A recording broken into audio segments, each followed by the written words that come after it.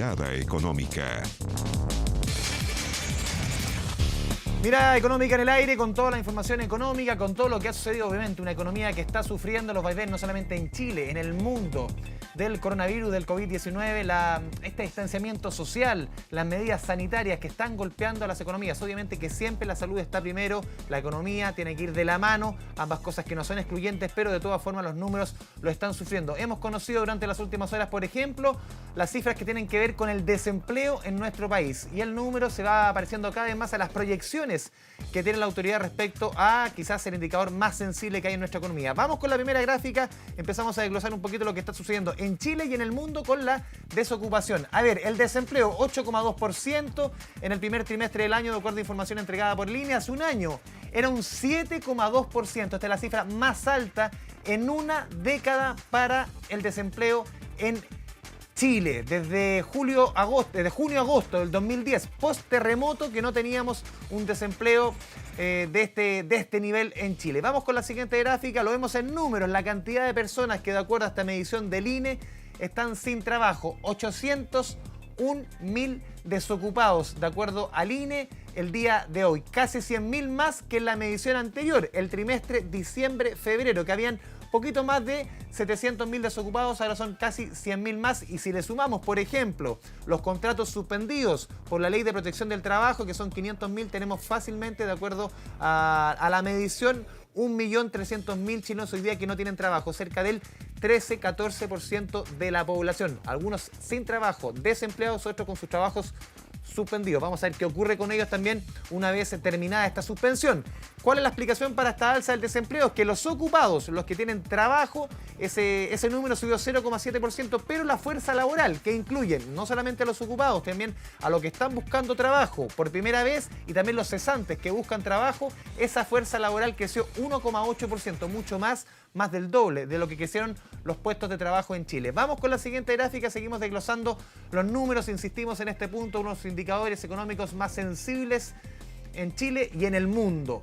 A ver, los sectores con mayores caídas en el empleo, de acuerdo al INE, agricultura, enseñanza, industria manufacturera. Pero la proyección, y es lo que más preocupa, sobre todo apuntando hacia el segundo trimestre de este año, habla que el desempleo podría llegar fácilmente entre un 12 a un 14%. Y a nivel mundial, el panorama que plantea la Organización Internacional del Trabajo, la OIT, es sencillamente sombrío. Lo vemos en la cuarta gráfica que hemos preparado, de acuerdo a un estudio publicado en las últimas horas por la OIT. A nivel mundial, ellos calculan que 1.600 millones de trabajadores, sí, 1.600 millones de trabajadores en el mundo, trabajadores informales, corren serio peligro que desaparezca su fuente de sustento. Y si lo llevamos a la cantidad de empresas, sean micro, pequeñas, medianas o grandes, de acuerdo a la OIT, 436 millones de empresas a lo largo de todo el mundo están en grave riesgo durante estas semanas, los próximos meses.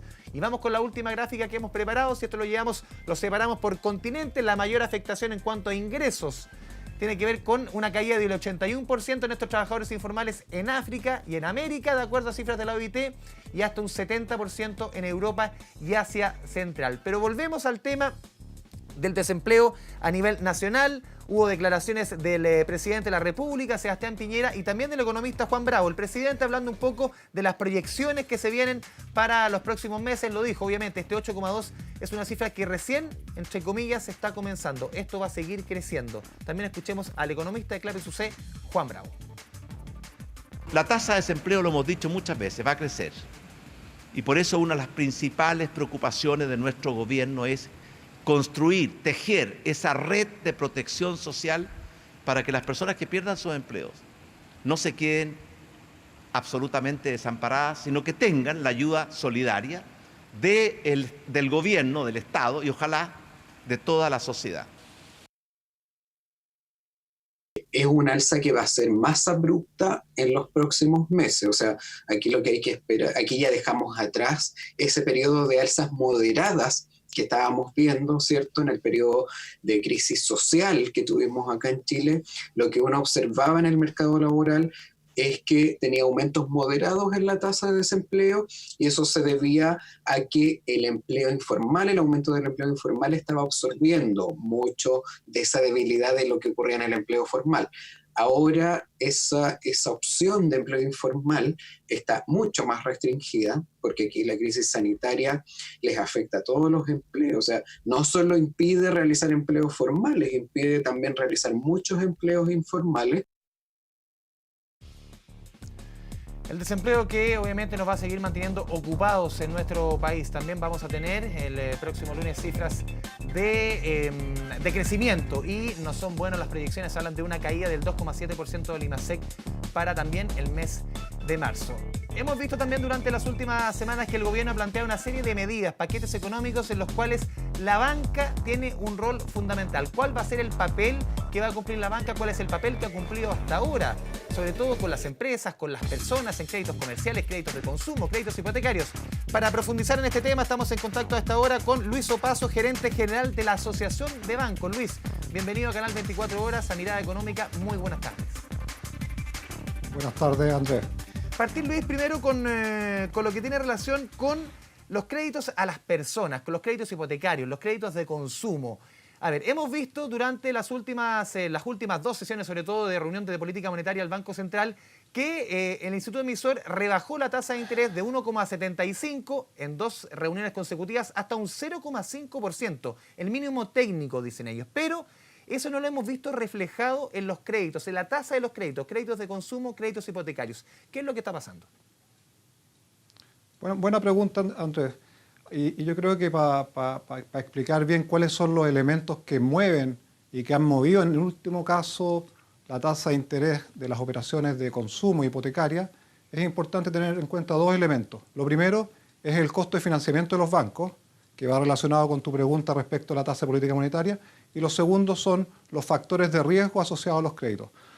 Respecto a lo primero, la tasa de política monetaria que tú mencionas, es necesario recordar que esta es una tasa de política monetaria que se orienta a operaciones a un día, pero los créditos que cursan los bancos son a plazos mucho más largos, y basta mencionar el crédito hipotecario, que son operaciones a 20 años. Entonces, la tasa de política monetaria, si bien es un referente de muy corto plazo, estamos hablando de un día, lo que importa es la tasa a la cual los bancos se pueden financiar, que es una tasa de largo plazo. Y para ilustrar esto, a pesar de las rebajas que tú has mencionado en la tasa de instancia del Banco Central, la tasa de financiamiento de largo plazo, a 5 o 10 años, desde el año pasado, a finales del año pasado estoy hablando, hasta ahora ha aumentado en torno a 40 puntos base. O sea, por el contrario de esta reducción de corto plazo, lo que tenemos los bancos es un mayor costo de financiamiento. Y en segundo lugar, lo que hemos visto también, en particular desde octubre del año pasado, es que la situación del país en sus perspectivas económicas, y tú ya lo mencionabas en una dimensión que es el empleo, se han empeorado y probablemente esto continuará así. Entonces, hay factores de riesgo que involucran un mayor costo de financiamiento y también el costo propio de fondear operaciones de largo plazo también ha aumentado. Entonces, esos son los 2 elementos que están arriba de la mesa para explicar la dinámica de las tasas. Con todo, y yo creo que es importante mencionar también niveles. Hoy día, en las tasas de operaciones de crédito hipotecario, estamos hablando que aún la tasa de financiamiento es AUF más 3%, algo menor a 3%. Es un nivel igual muy bajo en términos históricos y yo creo que ese es un punto a rescatar.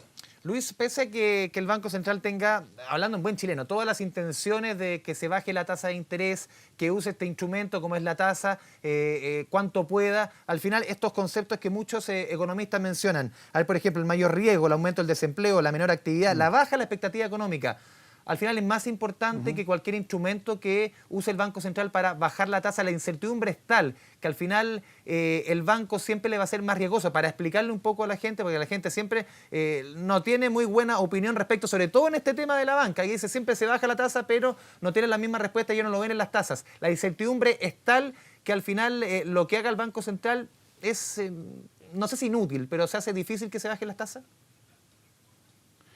Yo no diría que no tiene relevancia lo que haga el Banco Central. El Banco Central y su tasa de política monetaria apunta a estructurar el financiamiento de corto plazo. Ahí es muy determinante. Y si estamos hablando de operaciones de corto plazo, 30 días, 60 días, por cierto que es muy relevante. Pero cuando uno habla de operaciones de largo plazo, como son los créditos hipotecarios, como son los créditos de consumo, tiene que tomar en cuenta primero el financiamiento de largo plazo, donde la tasa de instancia del Banco Central es un elemento puntual y en una parte muy acotada de la curva de rendimiento. Pero hoy día, yo creo que definitivamente la gran pregunta, la gran incógnita y por ende el gran determinante del costo de financiamiento es cuál va a ser la situación económica de aquí hacia final de año. Hoy, tú lo mencionabas, las tasas de desempleo han empeorado, pero lo que viene hacia adelante esperemos que sea acotado, pero debemos reconocer que hay una incertidumbre muy grande en esa materia. Justamente en ese punto, Luis, la incertidumbre, lo hemos visto, por ejemplo, en la venta de casas y departamentos. Durante la semana, una caída del 60%, sobre todo en las cifras de departamentos. Van a iniciar una serie de ofertones, ganchos, con precios especiales, pero al final también se hace más difícil obtener los créditos hipotecarios. ¿Cuáles son las mayores restricciones quizás que está poniendo la banca hoy día respecto a lo que sucedía hace algún tiempo con mayor holgura? ¿Cuáles son quizás los topes donde quizás se están tomando mayores recaudos al momento de entregar un hipotecario? Yo creo que en estas materias, Andrés, es bueno primero colocar cuáles son las cifras en términos agregados para dimensionar de lo que estamos hablando. Si uno ve las colocaciones efectivas de la banca, los créditos que efectivamente se cursaron en materia hipotecaria, las últimas cifras a marzo muestran que todavía esas colocaciones crecen al 9% real, anual. Pero también hay otras cifras de otros especialistas que hablan que el rechazo de créditos hipotecarios ha aumentado cerca de un 20-30% durante los últimos meses. Déjeme ir a ese punto en particular. O sea, en términos concretos, la banca sigue colocando y creciendo a un ritmo bastante importante. Ese es un primer punto. El segundo punto, y es lo que mencionaba en la pregunta anterior, las tasas efectivas, promedio, siguen en niveles bajos. Ahora, en términos de rechazo o de aceptación de solicitudes, yo creo que aquí es importante tener en cuenta que es importante ir evaluando el riesgo de crédito de los clientes y viendo que las decisiones de consumo y decisiones de inversión en un bien raíz sean acorde a las expectativas de remuneraciones, de estabilidad laboral, etc. Y esa evaluación, en el contexto que estamos, puede llevar a un mayor rechazo en algunos casos, pero las cifras agregadas muestran que el dinamismo sigue siendo bastante alto. Estamos conversando con Luis Opaso, gerente general de la Asociación de Bancos también. Luis, te quiero llevar al tema del refinanciamiento, que es importante. Cerca, de acuerdo a las cifras que han entregado ustedes, 800.000 créditos durante las últimas semanas han sido refinanciados en nuestro país. 424.000 que tienen que ver con consumo, 311.000 de vivienda, 86.000 de las pymes. Recordemos que estos anuncios de los bancos comenzaron una vez iniciada la pandemia, de las primeras medidas. Hubo muchas críticas de parte de muchos usuarios de que al final se estaba ofreciendo un crédito sobre otro crédito. ¿Ha ido cambiando un poco esa mirada o depende de cada banco? A ver, yo quisiera también complementar tu pregunta con el antecedente que la banca en octubre, que también hubo problemas de actividad y de continuidad en muchas empresas, especialmente de menor tamaño, la banca también otorgó refinanciamiento a cerca de 300.000 clientes, básicamente pymes, lo cual se une a estos 800.000 operaciones que hay actualmente. Y yo creo que el punto central es rescatar que este es un número muy grande. Estamos hablando de que aproximadamente, por ejemplo, en las carteras hipotecarias se renegoció casi un cuarto de la cartera. Es un número muy grande y en poco tiempo. Estamos hablando de 2 o 3 semanas. Y siempre es bueno también ver qué se hace afuera, porque se menciona generalmente la experiencia de Estados Unidos, lo más reciente, como una experiencia exitosa. En ese caso, Andrés, las renegociaciones en el mundo de las empresas ha sido algo inferior al 5% de las carteras de los bancos. Acá estamos hablando de números mucho más altos. Entonces, yo creo que es bueno en esta mirada ver que el gran esfuerzo que ha estado haciendo la banca. Ahora, puede que hayan elementos que uno quisiera perfeccionar, por cierto, y experiencias que se tienen que ir recogiendo para que en el futuro esto sea mucho más fluido, pero aquí hay que tener en cuenta, y por eso hago el énfasis en la masividad, cuando son procesos tan masivos, donde el país funciona a media, o sea, estamos funcionando sin notarías, en muchos casos con notarías de turno, que dificultan los procesos, con los clientes que no pueden acercarse a todas las sucursales para hacer un trámite común y corriente, eso lleva a que los procesos se tengan que adecuar. Y en el caso particular del crédito hipotecario, se ha tendido a confundir en la opinión pública que las renegociaciones son a partir de un crédito de consumo, para un crédito hipotecario. Y eso simplemente obedece a que en una situación normal, donde las notarías funcionan, donde uno puede desplazarse, ¿cuál hubiese sido la manera de reprogramar o refinanciar el crédito hipotecario? El cliente hubiese tenido que ir al banco, haber firmado la readecuación de contrato, ir a la notaría, ir al conservador, etc.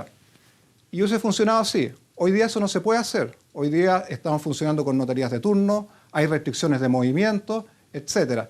Y entonces la manera que se buscó para realizar este trámite, que se realizaba antes con una sola operación hipotecaria, se realizó a través de lo que se llaman créditos complementarios hipotecarios, que parece un crédito de consumo, pero no es un crédito de consumo. Pero justamente, Luis, cuando estamos en días en que la información, en que el mensaje, en que la forma de comunicar es tan sensible, obviamente tú dices quizás era el único camino, pero quizás en la comunicación no hubo esa fineza, podríamos decir, en que hoy día es tan necesario el momento de decir, usted puede repactar, pero al final es otro crédito, más allá de la explicación, es esa bajada un poco, es otro crédito, y al final eso llama también aunque la gente lo mire con cierto recelo. A ver, efectivamente, y hay que tomar de la experiencia, como mencioné anteriormente, para ir perfeccionando lo que hacemos, ir perfeccionando también cómo lo comunicamos, y efectivamente, como tú mencionas, a lo mejor lleva a confusión en un momento, y lo bueno de instancias como estas entrevistas y otras que se han realizado en el último tiempo es que expliquemos y mejoremos la forma de explicar, y yo creo que hay que mirarlo desde esa perspectiva. Vamos a la primera pausa aquí en Mirada Económica, volvemos en segundos, seguimos conversando con Luis Opazo, gerente general de la Asociación de Bancos. Vamos a la pausa y volvemos al tiro. Mirada Económica. Mirada Económica. Volvemos a Mirada Económica, estamos conversando con Luis Opazo, gerente general de la Asociación de Bancos, obviamente analizando el papel de la banca en esta coyuntura económica tan especial para nuestro país. Lo importante es tener una banca que actúe, obviamente, sobre todo en este punto que vamos a poner en conversación en este minuto, Luis, tiene que ver con las líneas de créditos FOGAPE. Recordemos, dentro del segundo paquete económico anunciado por la moneda, esta flexibilización de los créditos hacia la pequeña y mediana empresa. Sobre todo la pequeña y mediana empresa es tan importante para comenzar a reactivar, a reenmendar el rumbo dentro de estas dificultades económicas. Luis, ya llevamos prácticamente 2 días desde que comenzaron a operar estos créditos en la banca.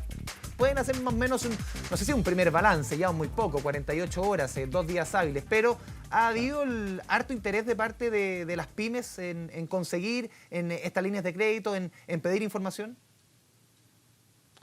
A ver, déjame recapitular, quizás para precisar en términos de proveer buena información, como mencionabas tú, Andrés.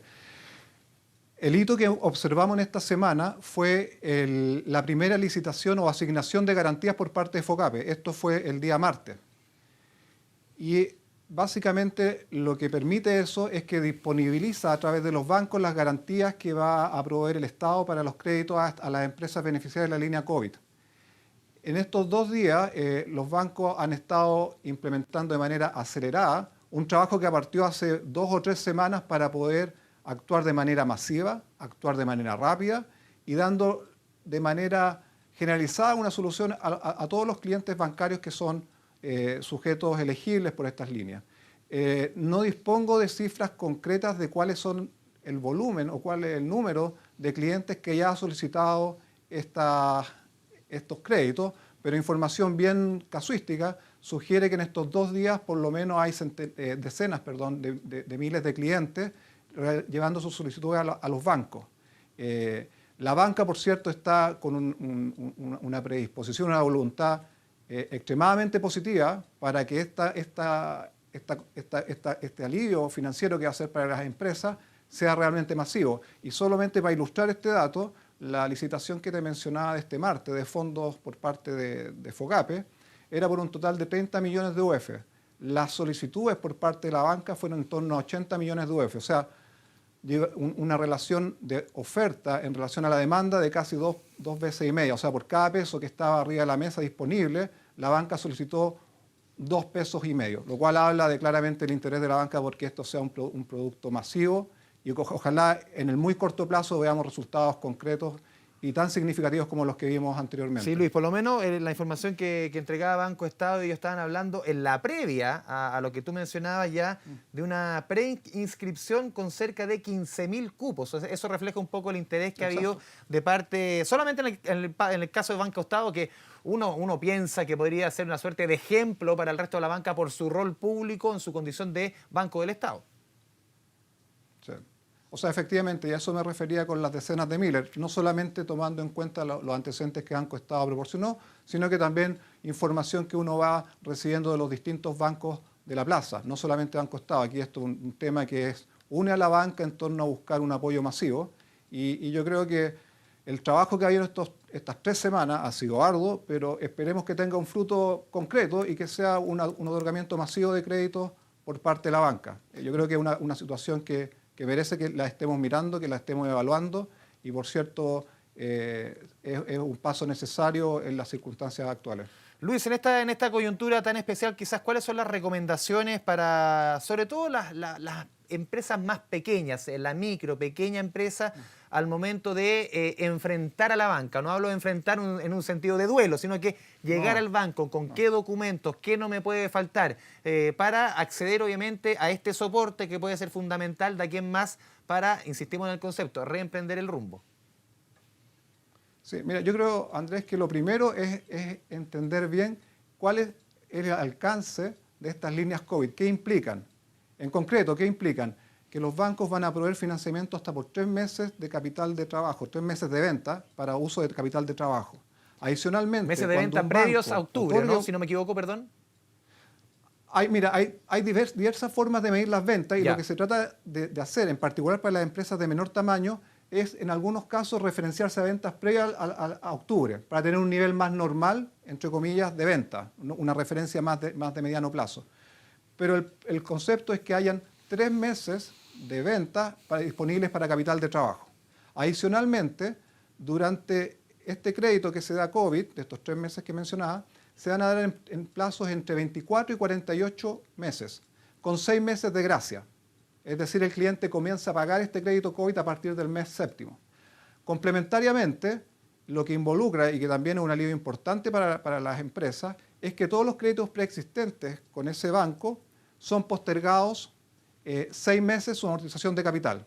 Entonces, realmente es un paquete que puede tener importantes beneficios para los clientes, y en ese sentido es importante que los clientes evalúen bien sus necesidades de capital de trabajo, que estimen bien en cuanto a lo que ellos proyectan de venta, a lo que ellos proyectan de sus necesidades para seguir continuando en su giro. Es importante que uno se haga ese ejercicio de evaluación de cuáles son sus requerimientos, y en segundo lugar, una vez que uno entiende bien el producto, determina bien las necesidades de financiamiento que requiere, yo creo que es muy útil consultar directamente con los bancos cuáles son la documentación que se requiere, los requisitos que en general se establecen, para así hacerlo más expedito. Y acá los bancos están habilitando a través de sus páginas web, a través de sus ejecutivos, sus call centers, información muy detallada sobre esto. Y en general, en algunas instituciones en particular, se va a optar por privilegiar la solicitud de estas líneas, así como sus aprobaciones, por mecanismos remotos y digitales. Entonces, que los clientes averigüen bien en su banco en particular cómo hacerlo, qué les van a pedir, etcétera. Luis, lo dijo el ministro de Hacienda cuando se estaba discutiendo, cuando también se aprobó estas líneas de crédito, estos fondos de garantía del FOGAPE, que los bancos con esto, y es una frase que queda bien en el titular, muy de los medios de comunicación, no van a ganar un peso. ¿Están así? Yo plantearía en un contexto amplio esa afirmación. Efectivamente, no, si tú miras la operación puntual del crédito COVID, no van a ganar los bancos. Esto, y yo creo que era un punto importante y no lo mencioné en la pregunta anterior. Las líneas de COVID serán financiadas con un costo para el cliente hasta, es decir, un máximo de TPM más 3%. Hoy día la TPM es 0,5%, por ejemplo. Eso implica que la tasa máxima de estos créditos van a ser a 3,5%. A ese nivel de tasa de interés, definitivamente no hay ganancias en la operación directa. Pero yo creo que aquí, y ese es el espíritu de la banca, es, uno, apoyar a tu cliente en estos difíciles momentos, y segundo, a través de estas líneas de financiamiento, dar más viabilidad al mundo empresarial. Y en ese sentido, si estas líneas son exitosas en mejorar las perspectivas económicas de las empresas y que el país tenga un retorno a la normalidad económica más acelerado de lo que pueden predecir algunos escenarios, yo creo que el beneficio más que compensa el costo que va a tener esta operación en particular. Luis Opazo, gerente general de la Asociación de Bancos, muchas gracias por esta conversación con Canal 24 Horas, Mirada Económica. Muy buenas tardes. Buenas tardes, Andrés. Así vamos cerrando esta mirada económica de esta semana con un tema tan importante como el acceso al financiamiento de la banca, tanto en el ámbito comercial, crediticio de consumo, también hipotecario. Sigan la sintonía de Canal 24 Horas porque aquí siempre es hora de noticias. Que le vaya bien. Mirada económica.